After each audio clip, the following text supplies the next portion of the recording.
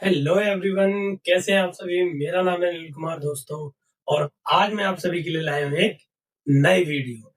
इस वीडियो में दोस्तों हम कुछ ऐसे शब्दों के बारे में पढ़ने वाले हैं जिनको यूज करना बहुत ही ज्यादा हार्ड लगता है बच्चों को। कि जब बच्चे अपनी इंग्लिश की जर्नी स्टार्ट करते हैं तो उनको हम यूज करने में इतने कॉम्प्लेक्स हो जाते हैं कि हमें पता ही नहीं होता कि इसको हम कब, कैसे, कहाँ यूज करें। और इसके साथ सिंगुलर वर्ब यूज करें, प्लूरल वर्ब यूज करें, सिंगुलर हेल्पिंग वर्ब यूज करें या प्लूरल हेल्पिंग वर्ब यूज करें दोस्तों। तो दोस्तों इस कंफ्यूजन को मद्देनजर रखते हुए ये वीडियो आपके सामने मैं लाया हूं दोस्तों। और इस वीडियो को देखने के बाद मैं 100% श्योर हूं कि आप लोगों को ये कंफ्यूजन जो होती हुई आई है कई सालों से, आज के बाद इस वीडियो को देखने के बाद आपको नहीं होगी। तो दोस्तों बिना टाइम गवाए हुए हम अपनी वीडियो को स्टार्ट करते हैं। आओ बोर्ड की तरफ चलते हैं। दोस्तों आपने इन वर्डों के बारे में तो पढ़ा ही होगा। This, that, these and those। दोस्तों ये सारे वर्ड, इन चारों वर्ड को हम किसी की तरफ इशारा करके, जब हम किसी चीज को पॉइंट आउट करके बताते हैं, इशारा करके बताते हैं, तो हमें इन वर्डों का यूज करना पड़ता है। दोस्तों मैं आपको बता दूं कि जब हम किसी एक वस्तु या व्यक्ति की तरफ इशारा करके बताते हैं तो हम क्या लगाते हैं, दिस या दैट। इसके अलावा दोस्तों जब भी कभी एक से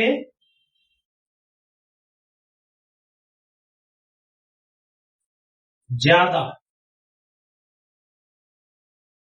वस्तु या व्यक्ति की बात हो रही हो तो हम क्या लगाते हैं, दीज या फिर दोज। इसके अलावा दोस्तों एक और यूज होने वाला वर्ड है, वो है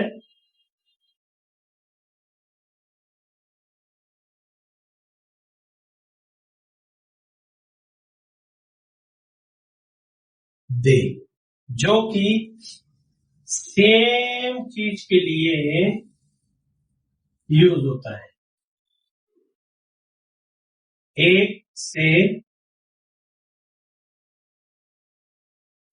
ज्यादा के लिए। एक से ज्यादा के लिए। अब ये वर्ड्स बच्चों को इतना ज्यादा परेशान करते हैं कि वो बच्चे समझ ही नहीं पाते कि इसको हम कब, कैसे, कहां और किस सिचुएशन में यूज करें। सपोज करो मैं आपको एक एग्जांपल देता हूं, जैसे कि ये मेरी माँ है। हिंदी ऐसे बोली गई है, ये मेरी माँ है।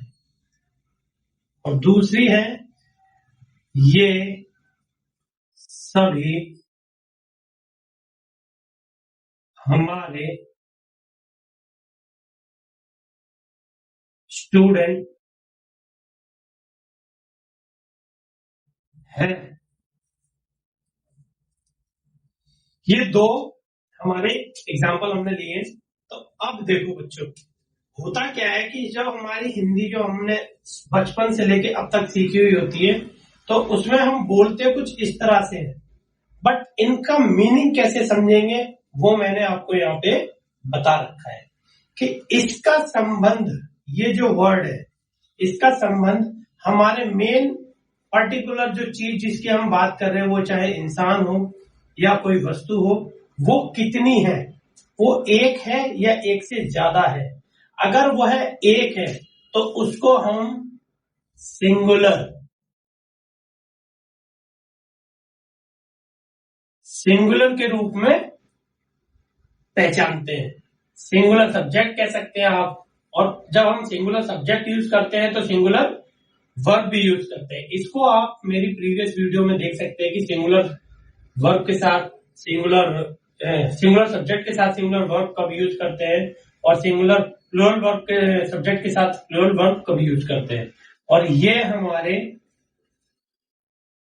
कौन से सब्जेक्ट कहलाते हैं? Plural subject. ये सिंगुलर सब्जेक्ट और ये प्लूरल सब्जेक्ट। तो अब यहां बात हो कितने लोगों की रही है? ये मेरी माँ है।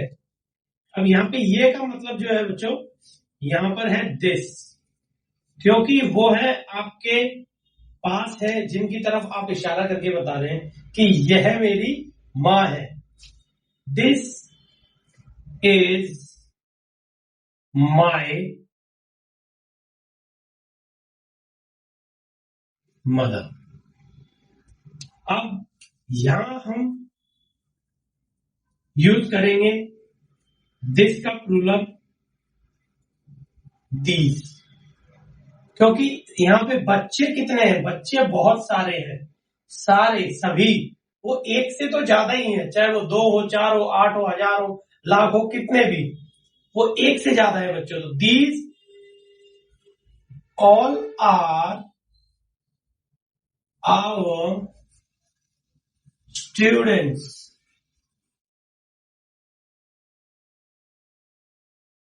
These all are our students. तो देखा दोस्तों, कंफ्यूजन का जो कॉन्सेप्ट है वो ये है कि हिंदी बच्चों ने देखी कि हिंदी आ रही है ये, तो इसमें दीज लगा दो, क्योंकि हमने जब सब्जेक्ट सीखे थे तो हमें दीज का मतलब ये बताया था। बट आप ये चीज भूल गए कि उसको जब हमने ये बताया था कि इसका मतलब हिंदी में ये होता है, उसके साथ ये भी बताया था कि एक से ज्यादा किसी वस्तु या व्यक्ति के बारे में जब हम बता रहे हो या पॉइंट आउट कर रहे हो तब हम दीज लगाते हैं, और जब हम किसी एक वस्तु के बारे में बात कर रहे हो तब हम दिस लगाते हैं। तो आप अधूरा ज्ञान ना ले बच्चों, जो भी आप चीज सीख रहे हैं उसके बारे में अच्छे से सीखें, तब आप आगे बढ़े। चलो दोस्तों, आगे और देख लेते हैं इसको अच्छे से। मैं इसको इरेज करता हूं, आप देखिए कि आपको कितना कुछ सीखने को मिलता है। हमारा पहला एग्जांपल है दोस्तों, वो मुझे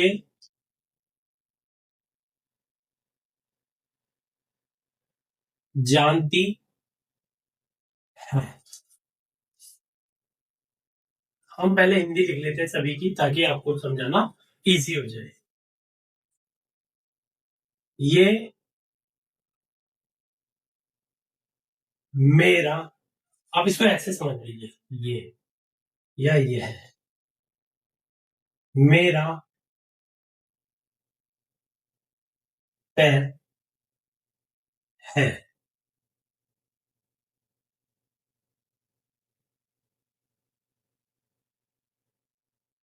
वे या वो, वे सब आ रहे हैं।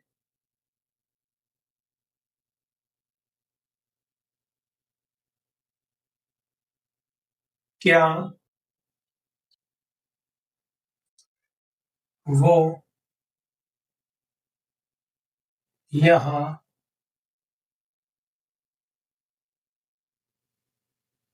रुकेगा?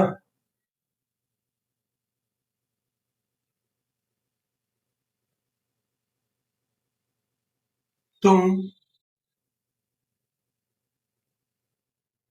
उसे कैसे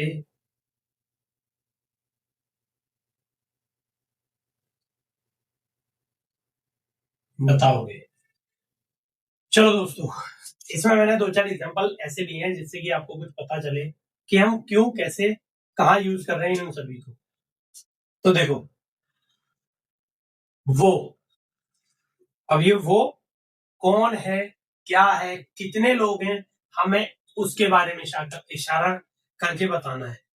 ठीक है, कि वो मुझे जानती है। अब वो जानती है तो ऑब्वियसली कि हम किसी एक पर्टिकुलर, है ना, फीमेल के बारे में बात कर रहे हैं, जो कि हमारा एक पर्टिकुलर फीमेल का मीनिंग क्या बनता है, शी। बट बच्चे क्या करते हैं, वो वर्ड देख के ही यूज क्या करते हैं, दोज। क्या यूज करते हैं बच्चों, दोज, क्योंकि हमने सीखा ही वही है हिंदी से इंग्लिश को ट्रांसलेट करना, तो वो माने दोज। बट आप ये चीज को कंसीडर क्यों नहीं कर रहे हैं कि वो मतलब कितने लोग, उन चीजों को क्यों नहीं देख रहे हैं आप कि वो मतलब कितने लोग हैं। अगर वो एक है तो हम किसी व्यक्ति के बारे में जिसके बारे में बात कर रहे हैं वो कितने हैं, वो है एक। तो हमने लगाया वो के लिए शी। शी जानने को बोलते हैं नो, उसके साथ हमने प्रेजेंट इंडेफिनिट की कंडीशन में एस जोड़ा दोस्तों। She knows me. अब आते हैं, ये मेरा पेन है। अब हमने फिर से एक इशारा करके बताया, किसी ने पूछा ये किसका पेन है, तो इशारा करके मैंने उनको बताया कि यह या ये मेरा पेन है। तो उसको कैसे लिखेंगे हम, दिस। अब यहां पे कई बच्चे जो कॉन्सेप्ट नहीं जानते वो क्या यूज करते, दीज, जो कि रॉन्ग हो जाता, जो कि रॉन्ग हो जाता। यहाँ पे क्या यूज करेंगे हम, दिस। दिस एक सिंगुलर है, और हम यहाँ मेन बात है कि दिस सिंगुलर नहीं, हम किस चीज के बारे में बात कर रहे हैं, वो कितने हैं। ये जो पेन है कितने हैं, वो पेन सिर्फ एक की बात कर रहा है जो पूछ रहा है, और उसी एक के बारे में हम उसे बता रहे हैं। तो this is my pen, this is my pen. आपने बोला भी होगा, कई बार सुना भी होगा, दिस इज माई पेन। अगला क्वेश्चन, वे या वो सब आ रहे हैं। अब देखो यहाँ पे ऑलरेडी एक से ज्यादा के बारे में बता दिया है कि ये जो है जितने भी आ रहे हैं वो एक से ज्यादा है, सब। तो हम ऑब्वियसली यहाँ पर, अब सर ने तो सिखाया है कि वो को हम दी शी लिखेंगे अगर कोई फीमेल है, और ही लिखेंगे अगर कोई मेल है, और दिस लिखेंगे अगर वह है, ओ सॉरी दैट लिखेंगे अगर वो है तो उस कंडीशन में आपको ना तो दैट लगाना, ना शी लगाना, ना ही लगाना है, क्योंकि एक से ज्यादा है बच्चों। तो इसलिए यहाँ पे हम या तो दे लगा सकते हैं या दोज लगा सकते हैं, क्योंकि यहाँ पर ये क्वेश्चन है ये, तो इसलिए इसकी जो हेल्पिंग वर्ब आएगी बच्चों वो क्या आएगी, आर। आर दे या फिर आर दोज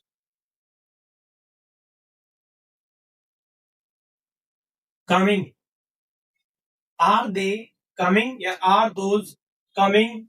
और यहाँ पे ऑब्जेक्ट के रूप में आप कुछ भी जोड़ सकते, are those coming to home, are they coming to home, are they coming to office, are they coming to meet me, कुछ भी लगा सकते हैं आप।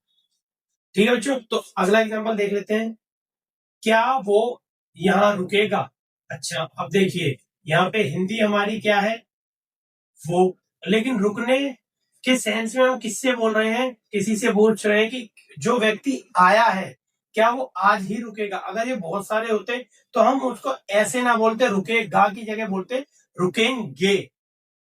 क्या वे, है ना, या वो यहाँ रुकेंगे, लेकिन हम किसी एक पर्टिकुलर व्यक्ति के बारे में बात कर रहे हैं तो क्या बोल रहे हैं, रुकेगा।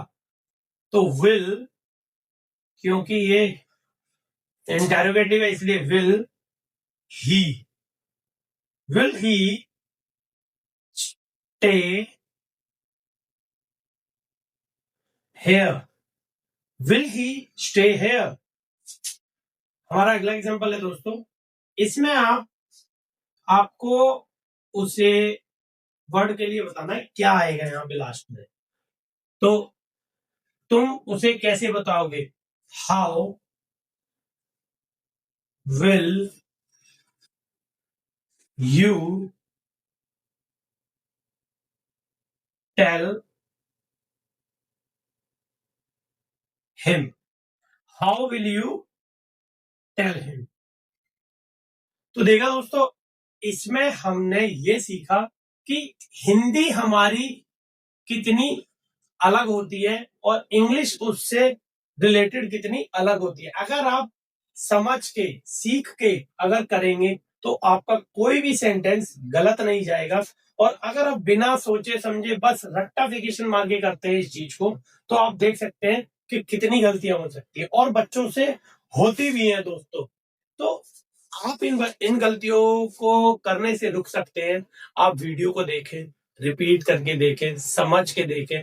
मैंने सब्जेक्ट पर एक वीडियो पर्टिकुलर एक वीडियो सेपरेट वीडियो बनाई हुई है जो कि 2 पार्ट पे है। आप जाके उसको देखें, आप कॉन्सेप्ट को समझें और अच्छे से सीख के अपनी इंग्लिश को इम्प्रूव करें दोस्तों।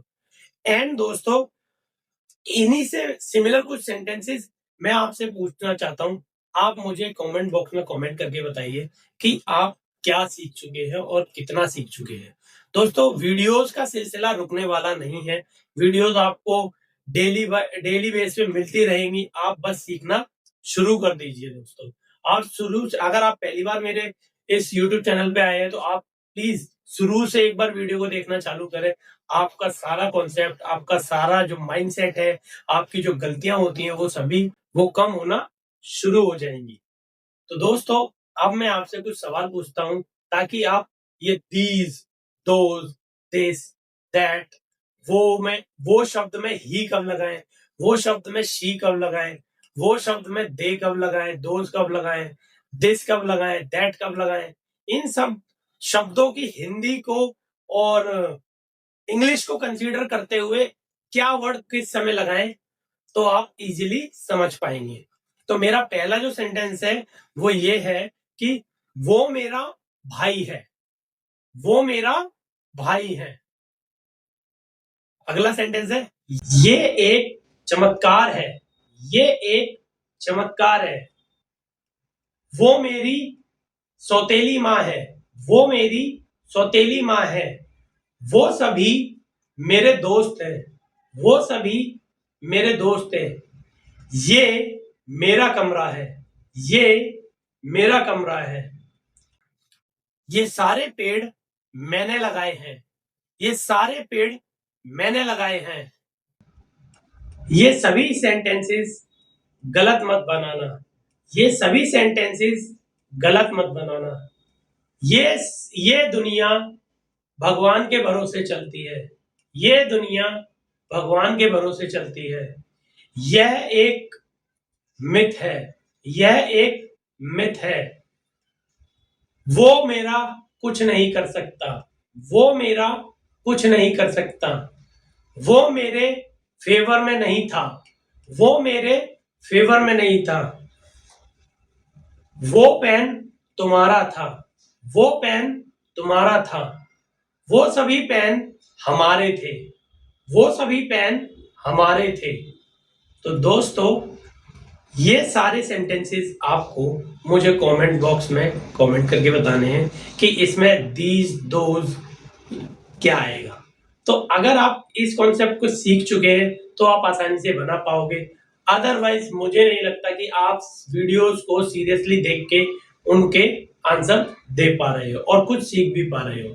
मैं आपसे यही रिक्वेस्ट करूंगा कि वीडियो को अच्छे से देखें, समझें और आगे बढ़े, कॉन्सेप्ट को सीख के आगे बढ़े ताकि आपकी इंग्लिश में 4 चांद लग जाए दोस्तों।